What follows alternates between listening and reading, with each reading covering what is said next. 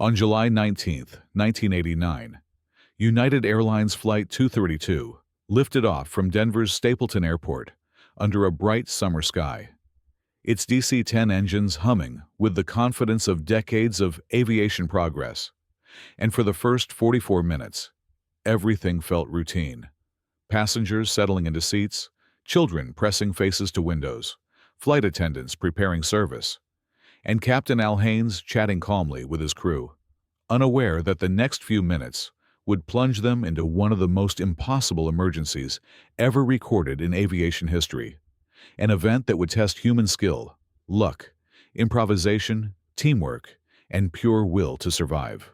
At exactly 3:16 p.m., cruising smoothly at 37,000 feet, the aircraft suddenly shuddered with a violent jolt, like a massive hammer striking the tail, followed instantly by warning alarms screaming in the cockpit as the number 2 engine, mounted at the tail, catastrophically exploded. Shrapnel from the disintegrating fan disc tore through hydraulic lines that snaked through the tail section, slicing all 3 independent hydraulic systems in milliseconds, leaving the airplane without a single drop of usable hydraulic pressure. In that moment, the DC-10 was no longer a controllable airplane. It was a 200,000-pound glider with engines still producing thrust, but absolutely zero aerodynamic control, meaning the pilots could not turn the yoke, adjust the rudder, move the elevators, raise the flaps, or use the spoilers. The airplane was alive but unsteerable, flying straight into disaster. The cockpit descended into controlled chaos, lights flashing, alarms blaring, the crew struggling to understand how an impossible failure, one considered mathematically near zero, had just occurred.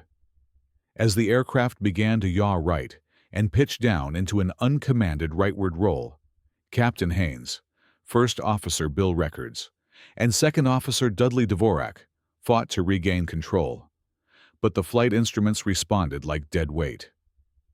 The DC-10 dipped, lifted, rolled, shuddered, and settled into a horrific oscillation known as the phugoid cycle, rising and falling like a wounded animal, first climbing steeply, then plunging downward with terrifying speed. Passengers felt the plane tilt sharply, trays sliding, luggage shifting, oxygen masks trembling in their compartments. The cabin filled with whispers, prayers, and the quiet dread of people sensing something was wrong, but not yet comprehending the scale. In the cockpit, Haynes made a desperate discovery. Adjusting the throttles caused slight changes in the aircraft's behavior. Increasing power on the left engine made the plane roll right. Increasing thrust on the right engine made it roll left. United 232 had no hydraulics, but it had thrust, and thrust became their only lifeline. The crew began steering the aircraft using nothing but asymmetric engine power, a technique no manual taught, no simulator trained, and no pilot had ever practiced. Still, the plane fought back, violently, rolling uncontrollably every few minutes and dipping its nose in a deadly downward plunge the crew had to counter with razor-thin timing. The altitude bled away. They turned toward Sioux City, the nearest airport, but even that was a gamble because they could not line up properly with the runway. The DC-10 drifted right, then left, then right again in giant, unpredictable arcs. In the cabin, flight attendants braced passengers. "Brace, brace, heads down!" children cried. Adults squeezed hands. Strangers prayed together, and some passengers stared out the window as the ground slowly rose to meet them. In the air, traffic control tower in Sioux City, controllers stared at the sky in disbelief as they watched the DC-10 approaching at a dangerously high speed, its wings wobbling violently, like a giant bird fighting for its life. Captain Haynes warned the tower, "We're going to need all the help we can get. We don't have any controls." Fire crews lined the runway, knowing they were about to witness either a miracle or the worst crash in American aviation history. The aircraft came in too fast, too high, too unstable, but it was coming no matter what. Passengers gritted their teeth. Flight attendants screamed one final brace command, and the massive, crippled DC-10 dropped toward runway 22 like a falling building, shaking, yawing, rolling, as alarms screamed in the cockpit, and the ground rushed up at a speed no aircraft should ever attempt to land at. The world held its breath as United Airlines Flight 232, a jet with no controls, descended toward Sioux City in the opening seconds of a disaster that would stun aviation forever. The final seconds before touchdown were a blur of terror, brilliance, violence, and impossible hope as United Airlines Flight 232 continued its uncontrolled descent toward Sioux City, the DC-10 rocking violently in a deadly left-right oscillation, shuddering under aerodynamic forces no aircraft was designed to endure. And in the cockpit, Captain Al Haynes and his crew fought the doomed machine with nothing but asymmetric thrust, working throttles like reins on a wild, burning animal, while flight engineer Dudley Dvorak read out failing system after failing system with a voice so calm it felt surreal, and jump seat instructor pilot Denny Fitch, who had volunteered to help moments earlier, now crouched between the seats, sweating, straining, fighting to hold an airplane that didn't want to fly, manipulating the throttles with desperate precision to counter every roll the aircraft tried to force upon them. The runway loomed ahead, but the DC-10 could not align with it. Instead, it came in slightly sideways, nose high, right wing dipped, spiraling dangerously close to a stall. And Haynes whispered the truth they all knew. "We don't have enough to make a normal landing." In the cabin, passengers were braced forward, foreheads pressed to their knees, eyes shut, hands locked together in final prayers, mothers whispering to children, strangers saying, "I'm with you," as flight attendants moved through smoke-filled aisles shouting, stay down, brace," because there was nothing left to do but prepare for impact. The right wing dropped lower and lower, losing lift, and suddenly, the crippled aircraft slammed down hard on the runway, with a catastrophic force that ripped landing gear instantly through the fuselage. The right wing struck first, exploding in a geyser of burning fuel that blossomed into a fireball beneath the aircraft, and then the entire DC-10 cartwheeled across the field, flipping violently as sections of the fuselage tore apart like paper. Sparks and fire trailed behind the tumbling wreck as metal screamed against concrete, and the tail snapped off, engines tearing free, seats breaking loose, passengers thrown across the cabin like rag dolls. A cloud of black smoke and flame rose over Sioux Gateway Airport as emergency crews raced toward the wreckage, barely able to see through the burning debris and showers of molten metal raining across the field. Parts of the fuselage skidded to a stop in a cornfield, flames roaring from ruptured fuel tanks, and rescuers reached for axes, hoses, and stretchers as they sprinted toward chunks of the broken aircraft.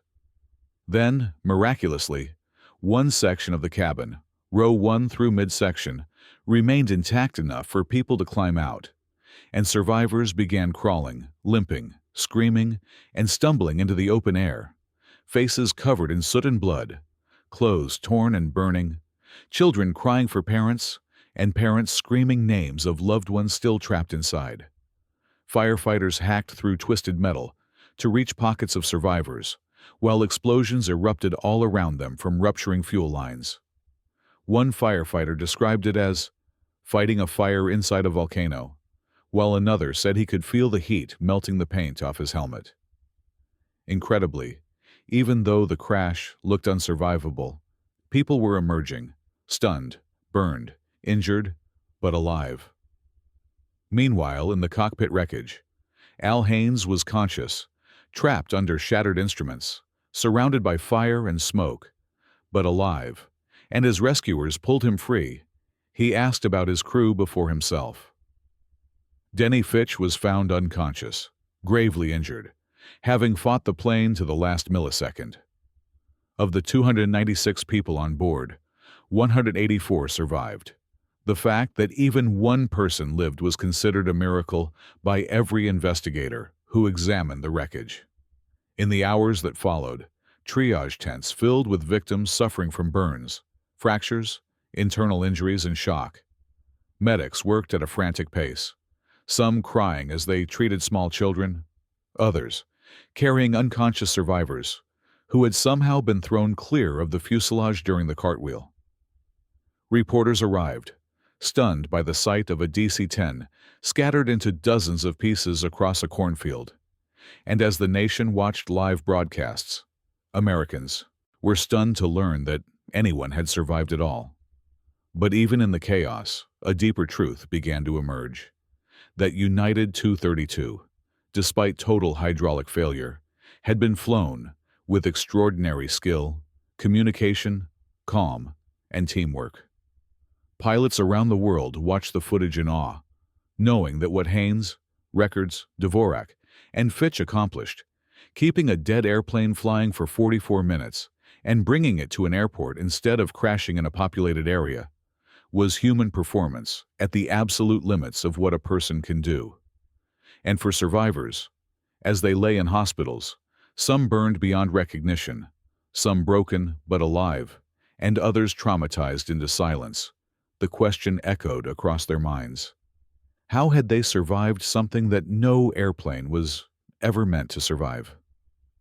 In the aftermath of the crash, as flames still licked at twisted sections of the DC-10 and black smoke drifted across the Iowa cornfields, investigators, survivors, and rescuers found themselves trapped in a surreal landscape, one that felt both like a battlefield and a miracle zone.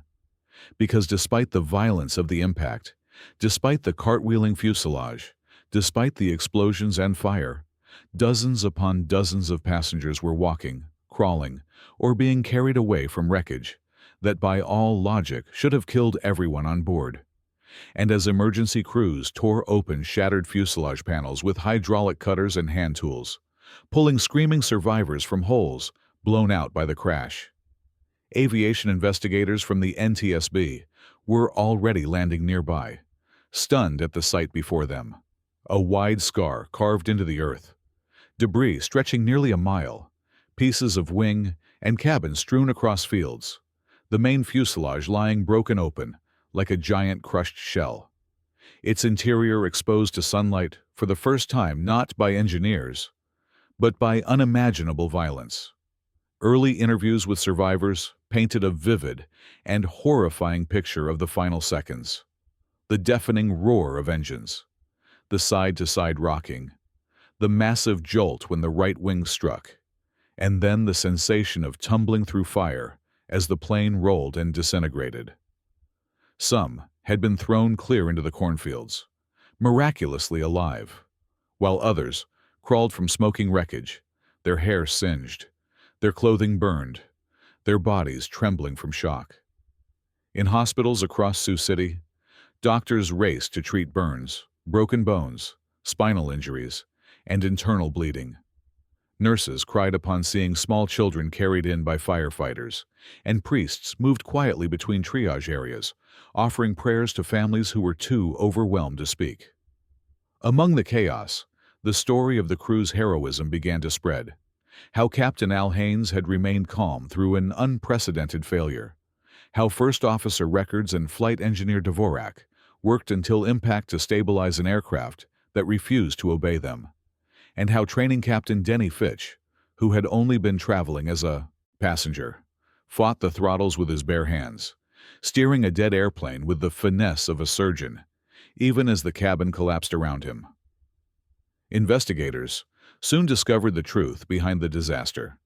The titanium fan disc inside the No. 2 engine had fractured due to a microscopic manufacturing flaw that had gone undetected for 16 years and over 15,000 hours of flight time. When it exploded, fragments ripped through the tail and severed all 3 hydraulic lines that controlled the airplane. This was supposed to be impossible. DC-10 hydraulic systems were designed with triple redundancy, each system isolated from the others, meaning all 3 should never fail at once. But the shrapnel from the engine happened to hit all the lines in the same area, a freak alignment that engineers described as 1 in a billion. A failure so statistically improbable that no simulator in the world had prepared pilots for it. Yet despite the impossibility of the situation, Haynes and Fitch had done something equally impossible. They kept the aircraft airborne for 44 minutes, giving rescuers time to prepare, giving passengers a fighting chance, preventing a total loss crash into neighborhoods or city centers. As NTSB investigators listened to the cockpit voice recorder, they were stunned by the crew's calm professionalism under extreme stress. Even as the airplane rolled violently and alarms screamed nonstop, the pilot spoke clearly, prioritized tasks, and worked together with flawless communication. Haynes even joked with air traffic control at one point, a display of composure so extraordinary that it became a defining example of cockpit leadership. Outside the cockpit, flight attendants were being hailed as heroes for saving lives by enforcing brace positions, shielding children, and guiding passengers through fire and smoke. Many had been seriously injured themselves, yet still helped others escape. Survivors told stories of strangers lifting injured passengers, guiding the blind through twisted aisles, carrying elderly travelers out of flames, and forming human chains to reach the cornfields where they collapsed in tears. But not all stories ended in survival. In morgues across Sioux City, families were identifying loved ones who had not lived through the impact or the fires, and investigators walked the crash site with heavy hearts, knowing that despite the miracle of 184 survivors, 112 people had still lost their lives. Engineers studying the wreckage were astonished at how violently the plane had broken apart, the structural integrity compromised by the sideways forces of a cartwheel crash, a rare type of impact in aviation. And yet they were equally astonished that a large middle section of the fuselage had survival pockets, areas where force dissipated in such a way that passengers survived with fewer injuries. The emotional aftermath rippled outward for months. Survivors experienced PTSD, nightmares, fear of flying, survivor's guilt, and deep psychological trauma that followed them for years. Families of victims struggled with grief, anger, and confusion, seeking answers to how an aircraft could lose all hydraulic systems at once. Meanwhile, the world's media descended on Sioux City, turning the cornfields into a global stage as newspapers and TV networks replayed helicopter footage of the flaming wreckage again and again. Yet beneath all the noise, beneath the sensational headlines, the aviation world quietly acknowledged what was truly extraordinary. This had not been a typical crash. It had been a demonstration of human skill and resilience pushed to the edge of what is possible. Investigators realized that no simulator could recreate what happened. Not then, not now, and that the crew's performance was not just heroic but historically significant. Flight instructors around the world began teaching United 232 as a symbol of crisis leadership, teamwork, humility, and the ability to innovate under pressure.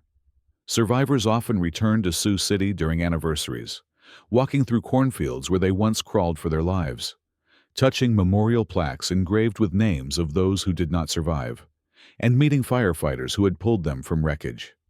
And as the investigation entered its final phases, one question remained. How could aviation ensure that such a hydraulic failure would never happen again, not even in a 1 in a billion accident? In the months that followed the crash of United Airlines Flight 232, the investigation unfolded with the intensity of a forensic epic, as engineers, metallurgists, aviation psychologists, and NTSB investigators combed through every scrap of wreckage scattered across the Sioux City cornfields, reconstructing the DC-10 piece by piece in a giant hangar, where they slowly built a grim metallic skeleton of what had once been a fully functioning aircraft, now a monument to destruction and survival. And as they pieced together the story of the exploded fan disk, they discovered that its microscopic crack, barely visible even under advanced inspection, had likely been present since manufacturing in 1971. A tiny flaw forged into the titanium itself, hidden deep within its grain structure, growing imperceptibly through thousands of flights until it reached a catastrophic threshold and ripped the engine apart in a single microsecond, sending shrapnel in every direction and severing all three hydraulic lines that had been mistakenly routed too close together during the DC-10's original engineering design. The NTSB's metallurgical lab examined the fractured disc using electron microscopes, revealing striations that told the story of fatigue growth. Each microscopic line representing a cycle of stress the metal had endured, until finally, on that calm July afternoon, it failed with explosive force. Investigators were stunned. The crack should have been detected during previous maintenance, but the non-destructive inspection methods of the time were not advanced enough to reveal a flaw buried so deep inside the titanium. And yet, as shocking as the disc failure was, the true horror lay in what the shrapnel did. It sliced through all three hydraulic systems at the same point, violating the principle of redundancy on which aviation safety is built. Engineers had believed that triple redundancy guaranteed that no single failure could disable all hydraulics, but United 232 shattered that assumption forever. In hearing rooms and technical presentations, engineers admitted that they had never considered the possibility of a disc exploding with such force and in such a direction that it would destroy all three systems simultaneously. This realization shook the aviation world to its core. Manufacturers, regulators, and airlines rushed to re-evaluate hydraulic routing on all major aircraft types. New design rules were created to ensure physical separation between systems. Shield protection was added around hydraulic lines, and engine inspection techniques were completely overhauled, bringing in ultrasonic technology and sophisticated scanning methods that could detect cracks invisible to older systems. Flight simulators across the globe were updated to reflect more severe emergencies. But even then, instructors admitted privately that no simulator could fully replicate what Haynes, Fitch, and the United crew had done, because the airplane should have been uncontrollable, and yet they had controlled it. Meanwhile, the crew became symbols of grace under pressure. Captain Al Haynes received national recognition for his leadership, humility, and calm during the crisis, famously telling reporters, "We were just doing our job," even though aviation experts called the landing one of the finest demonstrations of airmanship in history. Denny Fitch, despite suffering injuries, became a vocal advocate for improved pilot training and spoke at conferences about human factors, teamwork, and the need for co-pilots and flight engineers to challenge captains without fear, highlighting how their absolute cooperation had given the aircraft its only chance. Survivors attended these events, sometimes embracing crew members through tears, thanking them for giving them a chance to live even when fate seemed to have sealed their deaths. Families of victims also attended, carrying both gratitude and grief, longing for answers that would make their losses feel less random. The emotional aftermath stretched across states and generations. Many survivors lived with PTSD, guilt, nightmares, and physical injuries that lingered for decades. Some said they could not sleep unless the lights were on. Others described moments of panic whenever they smelled jet fuel, heard sirens, or felt their car brakes shudder on wet pavement. A few never flew again, while others forced themselves back onto airplanes to reclaim their lives. And in Sioux City itself, the community transformed the disaster into a legacy of compassion. Firefighters, police officers, doctors, nurses, and volunteers were honored for their extraordinary response, and the story became a source of civic pride, taught in local schools as an example of courage, teamwork, and resilience. Hospital staff remembered the chaos of triage that night, the flood of burn victims, the endless requests for blood donations, the calls to off-duty doctors, the urgency in every corridor as they fought to stabilize as many survivors as possible. The NTSB report, when finally released, was a massive document detailing the titanium flaw, the hydraulic vulnerability, the crew's heroism, and the survival dynamics of the fuselage, revealing that the crash had been both inevitable and paradoxically survivable because of how the aircraft struck the ground. slightly rotated, absorbing force unevenly, creating survival pockets through sheer luck and physics. The report also acknowledged what pilots already knew, that no training program on Earth had prepared crew members to fly an airplane with zero hydraulics, and yet they had done so, giving families 184 reasons to be grateful amidst the tragedy. And as airlines implemented new procedures, as engine manufacturers redesigned components, as simulators taught new emergency techniques inspired by the United 232 crew, the story took on a global meaning, proof that aviation safety improves not from perfection, but from learning through pain. By the time memorials were built in Sioux City and Denver, engraved with the names of those lost, the world had come to accept that the legacy of Flight 232 was not solely tragedy, but transformation. A dark chapter that reshaped engineering, training, teamwork philosophy, and emergency response, ensuring that future passengers would fly safer because of the sacrifice and suffering of those on board. And beneath all of this, running like an invisible thread, was the memory of that July afternoon when an impossible failure met an extraordinary human response. And in the dance between disaster and courage, 184 people walked into the sunlight against all odds. In the years and decades after United Airlines, Flight 232 carved its violent, flaming path into the cornfields of Sioux City. Its legacy grew beyond the wreckage, beyond the investigation, beyond even the extraordinary heroism of its crew and rescuers, becoming something far larger, a blueprint for survival born from catastrophe, a case study that reshaped global aviation philosophy, and a story retold to every pilot, engineer, air traffic controller, and emergency responder, as a reminder that even in the face of impossible odds, human beings can rise to a level of coordination and courage that defies logic. The survivors went on with their lives, some carrying permanent physical scars, others bearing wounds no one could see. Nightmares, flashes of fire, echoes of screaming metal, sudden panic at the smell of fuel or the sound of alarms. Many describe their trauma as a shadow that follows you even in sunlight. Yet these same people also carried a profound gratitude for the crew who fought to give them minutes they were never supposed to have. Reunion events were held over the years, where survivors hugged firefighters who carried them from burning wreckage, nurses who held their hands in emergency rooms, and flight attendants who shielded children with their own bodies during the crash. Strangers who once shared only terror were now bonded by an experience that forever changed their view of life and mortality. At one reunion, a survivor broke down crying while telling Captain Al Haynes, "You don't know me, but you saved my daughter." And Haynes, in his characteristic humility, simply said, "We all saved each other."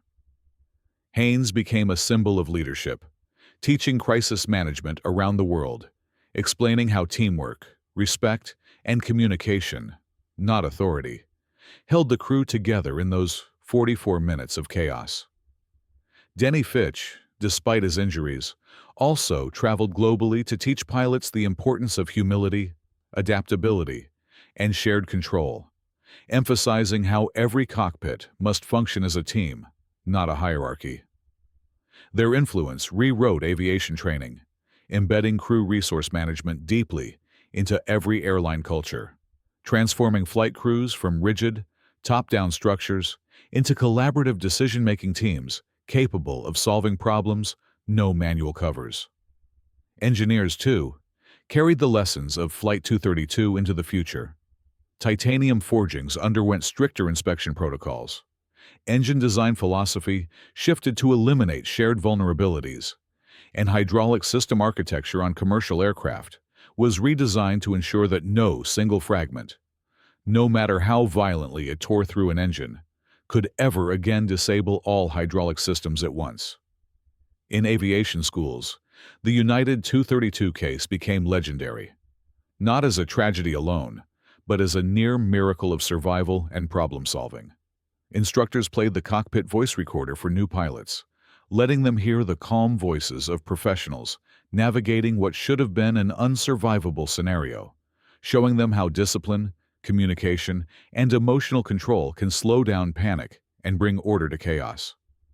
Pilots who studied the case often walked away with goosebumps, realizing that their training, their professionalism, the small habits drilled into them, checklists, cross-checks, verbal confirmations, were not meaningless rituals, but tools that save lives when everything else fails.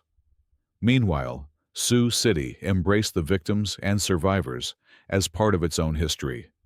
Memorials were erected, annual services were held, and locals remembered the day as one of both tragedy and extraordinary humanity.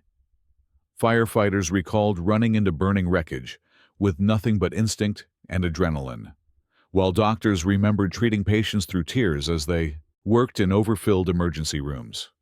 For the families of the 112 who died, grief did not vanish but transformed. Some found peace, knowing their loved ones had not died in vain, that their loss contributed to aviation safety improvements that protect millions today. But others carried the weight forever, asking the unanswerable questions. Why did this microscopic flaw escape detection? Why did it choose that moment, that flight? Why their loved one? And even though no answer could erase their pain, many took comfort in knowing that the crew fought for every single life on board, that their loved ones were not lost in negligence, but in a battle against physics itself. As time passed, the crash site returned to quiet farmland, the grass regrowing over scars, the earth reclaiming the soil charred by fire. Visitors sometimes walked the fields in silence, imagining the fireball, the screams, the miracle of survival unfolding in the calm, Midwestern landscape. Captain Haynes passed away in 2019, hailed as a global hero. Fitch died in 2012, remembered as a symbol of determination. Records and Dvorak were honored for their courage. All four men etched into aviation history not for avoiding disaster, for disaster was unavoidable, but for saving lives where none should have been saved. And long after the wreckage had been removed, long after the NTSB published its findings, long after the world had moved on to new technologies and new emergencies, the story of United Airlines Flight 232 endured as a testament to the fragile balance between machine and humanity, chance and skill, tragedy and miracle. It is the story of how an impossible failure met the unbreakable will of ordinary people, how a plane that had no controls still found a way to fly, and how in the darkest moments, when every alarm is screaming and hope is thin, human beings can still shape destiny through courage, cooperation, and heart. And so, the legacy of Flight 232 lives on in every safe landing, every successful emergency, every passenger who steps off a plane unaware that the systems protecting them were forged in the crucible of that July afternoon. United 232 did not just crash. It changed aviation forever, turning loss into knowledge, trauma into progress, and tragedy into a monument of human resilience that the skies will never forget.